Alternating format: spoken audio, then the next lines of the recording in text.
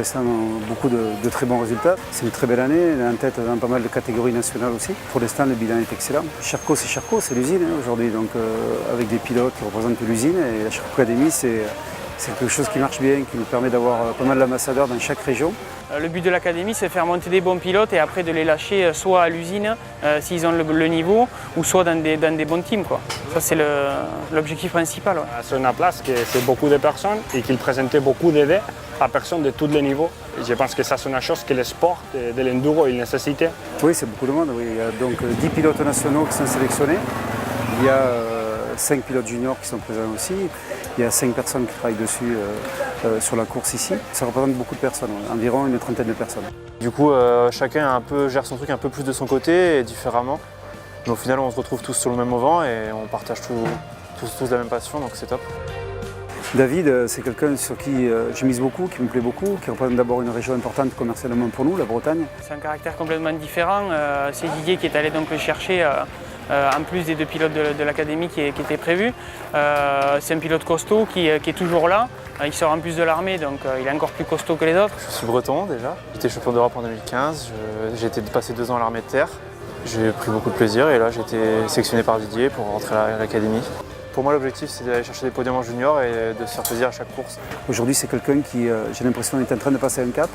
Et je fonde beaucoup d'espoir sur lui l'année prochaine. C'est un pilote toujours positif, qui n'a jamais de problème, et ça, c'est important pour nous aussi.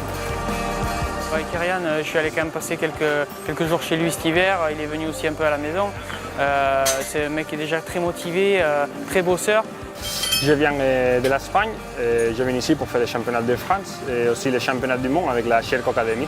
C'est une condition très différente de l'Espagne. C'est beaucoup le niveau que c'est ici et c'est pour ça que nous sommes venus ici et je pense que c'est très bon pour moi pour apprendre aussi. Je pense que pour Charcot, il peut apporter un titre junior mondial, voire peut-être plus après en élite dès l'an prochain ou l'année qui suit. Ouais. Et à la fin, c'est une année difficile, mais la réponse est incroyablement incroyable. Les teams, ils m'ont traité très bien et pour ça, je suis très content. Là, quand je roule avec Kyrian ou avec Théo à l'entraînement, qu'on fait des bonnes sessions, ouais, c'est intéressant parce que c'est des mecs qui roulent vraiment bien et c'est le futur un peu de l'enduro français ou étranger. Donc, Et arriver à une conclusion, à la fin, c'est un team et nous sommes ensemble et ça, c'est top.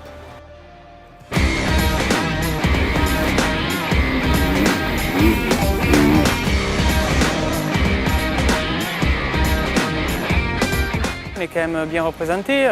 Didier fait toujours du bon boulot pour l'académie. Didier supervise, il gère avec les sponsors, il gère tout. Si on a un problème, on appelle Didier, il n'y a pas de souci, il gère tout. Ouais, ça va, c'est mon 12e père à la fin. Il restait tous les jours à la téléphone avec moi, il m'aidait avec tout. Et c'est pour ça que je remercie beaucoup le travail qu'il fait pour moi. Je voudrais faire une aparté importante sur Jérémy Taroux. C'est quelqu'un en qui j'ai toujours énormément cru. C'est quelqu'un d'important pour la structure, c'est le parrain de la Charcot Academy et c'est la personne qui anime des stages aussi et qui participe aux sélections et qui donne son avis. C'est quelqu'un de très important pour moi dans la structure française de Charcot. Clairement, c'est lui qui m'a proposé Théo Espinas pour la Charcot Academy. C'est clair, c'est net, c'est précis. L'an dernier, ouais, on est monté d'un cran avec le titre de Philips. Après, moi je roule pour la France surtout, plus sur le mondial. Le but c'est d'aller chercher des victoires sur des grosses courses type classique et sur le titre de champion de France. C'est vrai que je suis le seul pilote en élite, donc c'est important de toute façon pour Charcot d'avoir un pilote en élite. Il gagne les classiques, c'est quelque chose d'important. Il est toujours disponible pour nos clients. C'est quelqu'un qui représente vraiment l'état d'esprit de Charcot comme je le souhaite. J'ai quasiment gagné toutes les journées, toutes les courses depuis le début de l'année. C'est sûr que jusque-là, c'est plus que parfait, quoi. Je suis très bien où je suis et ça se passe super bien. La moto évolue comme je le souhaite. Franchement, je ne me vois pas aller ailleurs.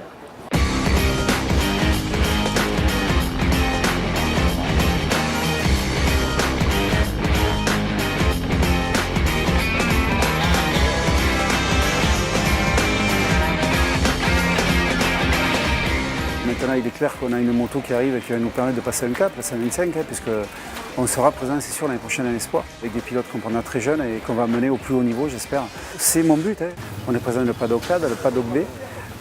On est là un peu présent partout, on est près de nos clients, près de nos pilotes et ça, c'est très important pour moi pour représenter la marque en France.